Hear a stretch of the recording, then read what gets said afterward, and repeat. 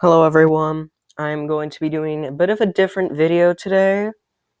Um, this is a WCA event tier list, and basically these are all of the World Cube Association events, which is currently the largest organization for speed cubing. So obviously, since it's so big, there can only be certain events, and these are all of them. And in my opinion, I'm going to be ranking all of them with S, A, B, C, and D tiers. So let's get started. Okay, so I'm gonna start with something that's like sort of in the middle. Let's see, a clock. Very controversial event. Great way to start. So for clock, I actually like clock. However, I know lots of people don't like clock. So, again, this is entirely my opinion. I think it's pretty fun. Uh, Seeing people do it super fast is really neat. Like, I feel like how fun it is to watch other people do it is very important as well.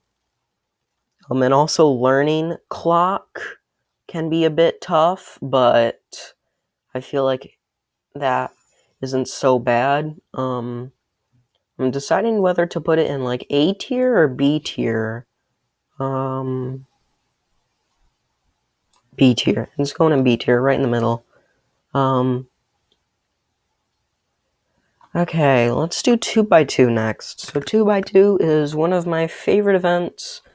However, learning new tricks is very hard on 2x2 because it's just learning algorithm after algorithm after algorithm.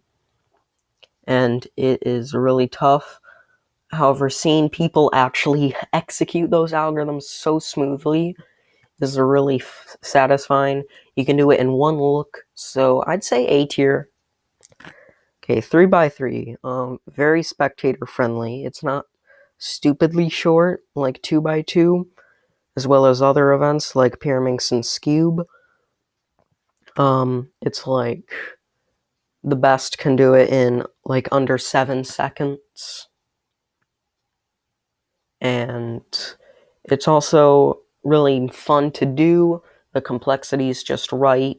And also learning it has a decent balance of intuitiveness and also learning new algorithms. So I feel like that balance definitely is a reason for it being an S tier.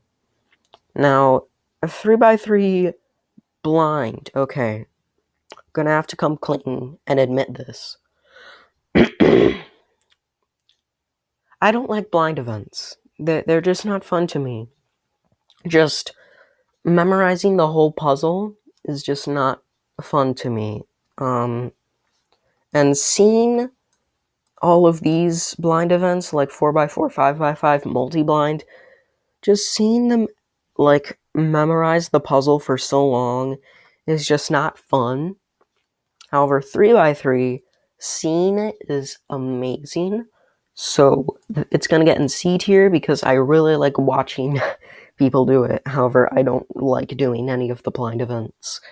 However, seeing people do 4x4, 5x5, and multi-blind just doesn't look as good to me because of how long it is. Also multi-blind, basically, you select how many cubes you are going to do, and you have to memorize all of them and execute solving all of them in 1 hour or less. So, for example, you have 10 cubes. You need to memorize them all in an hour. You get 9 of them solved. What happens is you get a score of 9. However, you missed one, so that puts you back, actually. And so now you have a score of 8, and that's basically how multi-blind works, essentially. You can look on the WCA website if you want. But the world record holder is 59 out of 60 for a total score of 58. All of that in under an hour is just crazy to me. So I might put the multi-blind in C tier. Yeah, multi-blind in C tier because it's just so impressive. However, these, they just sort of look boring. Seeing people just do it for like on end for minutes just doesn't look as fun to me compared to something like cube after cube after cube. Um, this one's on the verge of being to D tier, just so you know. Okay, back to the N by N events. So 4x4 probably in the same tier as 2x2 because this one is highly algorithmic. This one highly intuitive, but not as strongly intuitive as 2x2 is strongly algorithmic. There still are algorithms you have to learn. For example, the 3x3 stage, OLL and PLL parity, which is basically an impossible situation that can't happen on other cubes, and you have to do something special. And parity most of the time sucks. And for 4x4, you can get parity twice, which is quite a big amount for 4x4. And OLL parity is like, I don't know, I want to say like 10 to 15 moves long, so it's pretty long of an algorithm. But PLL parity isn't too bad. But if you get both of them on a solve that's going to be like, I don't know, we'll just say 40 seconds or something like that, then these parities can make it like 37, maybe. Like 36 or 37. So I feel like it's not really super lucky. Get out of the way notifications. So it's not like entirely up to your control. I mean, none of these technically are, but just having that amount of luck prevents it from being an S tier. It's still pretty spectator friendly, and I like practicing it quite a bit. But there's just quite a bit of luck. Speaking of luck, we'll just move on to fewest moves challenge. So basically, how fewest moves challenge works is you get a 3x3 scramble. They give you the scramble. It's like 50 moves long though, or something like that. Like maybe 40 moves. Anyway, you get the scramble, and you get an hour to come up with the shortest solution possible. And so you might be thinking, an hour? That's a lot of time. And it seems like it, but it's actually kind of short because you will realize how creative you can get with the 3x3. Just realize how complex it is trying to come up with different solutions. Oh man, it's wild. However, there is a ridiculous amount of luck involved. So I feel like it's going to be in B tier because practicing it for me isn't that much fun, and also learning it isn't great. And there's also, like I said, way too much luck. I'm not going to judge how spectator friendly it is because, well, it isn't a spectator event.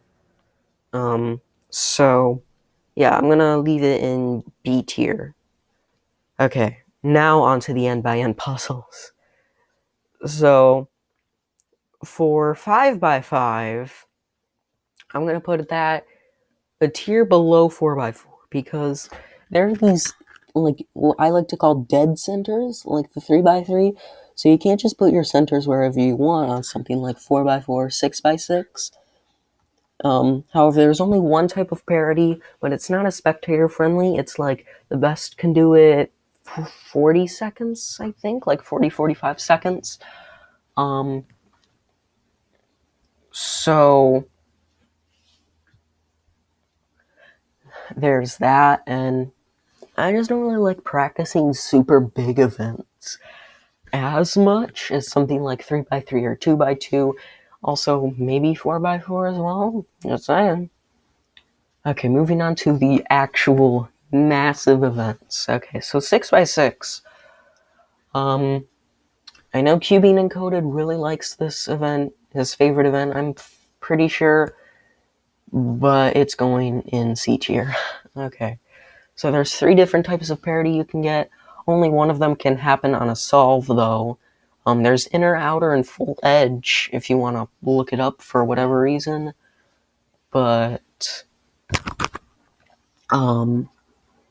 it's just really massive, and like I said, I don't really like practicing the huge events as much because they're just so long. And like the best in the world, like aren't even like still take over a minute, so it's not really super spectator friendly. So it's just going in C tier. Now 7x7, it's basically the same as a 6x6. However, like 5x5, there are these like dead centers, so you can't put the centers like wherever you want. Same types of parity, it's just the exact same as a 6x6, just a little bit bigger. So it's like so similar to 6x6, but it's so much longer and so much less spectator friendly, and I just don't like practicing it as much. So I'm putting it in D tier. I'm sorry. Okay, moving on to the wackier events. 3x3 with feet is not a WCA event anymore, so I'm gonna put it in D tier. Also, I just don't like 3x3 with feet. Like, solving with my feet is just so brutally uncomfortable for me. And I really just don't like it. But lots of people are like, oh, but it's slower and you can have lots more potential for like crazy look ahead and like no pauses. But I mean, really, you're solving a 3x3 with your feet. However, one-handed is like the much better version of with feet. It's super impressive to watch. Me though, practicing it, it's okay. Learning it is okay. I'm gonna put it in B tier. However, I know lots of people would put it in like A or S tier. But this is just my opinion, and it's going in B tier.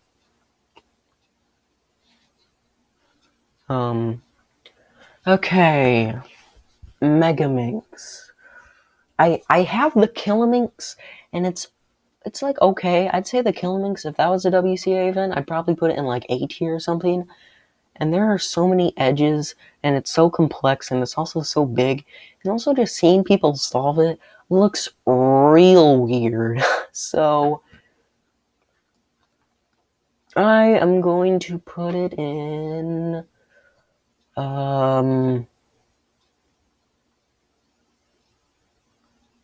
B tier. I'll put it in B tier. Actually, you know what? I like Clock more than B tier. It's going up to A. I just think it's super underrated, in my opinion. There's lots of strengths to it, but it's definitely not S tier. Okay, Pyraminx is one of my favorite events. It's more intuitive than 2x2, but there's also lots of algorithms to it, and it's very quick. But making the V during inspection is such a neat thing to do, and I actually think it's going in S tier. S tier. Because you have to make a V shape, and then you do an algorithm to solve the last four edges, also known as L4E. And I think it's just a really neat diversity, like, but it's like very short as well, so it's super impressive. Pyramix turning, very unique. I'd say it's S tier. And also I'm moving 2x2 up to S tier because I still really like it.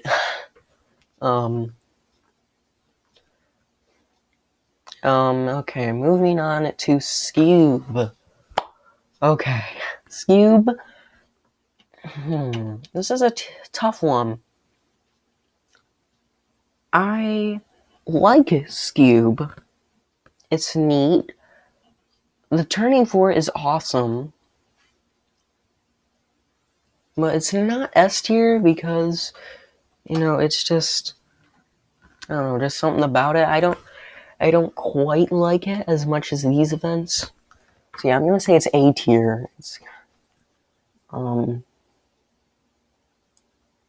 no, I don't know if I should put Rubik's Clock in A or B tier or not. Okay, Square One. It shapeshifts. Yeah, look up a video of Square One if you don't know what I mean. But Square One is a shapeshifter, so turning for it isn't always super convenient.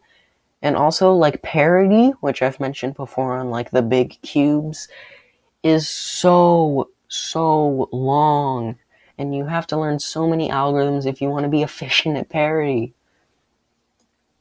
And it's just crazy, so I don't really like Square One. It's going in D tier for me. Let me just check everything. Okay. Still not sure. Okay, so these look right. Okay, you know what? I'm gonna make a row below, which is going to be B plus, and I'm going to put Rubik's Clock and one hand in there. Yeah, that's my tier list. I definitely don't like a lot of them, but that's okay. Let me know what your opinions are in the comments below, and I will see you guys next time. Bye!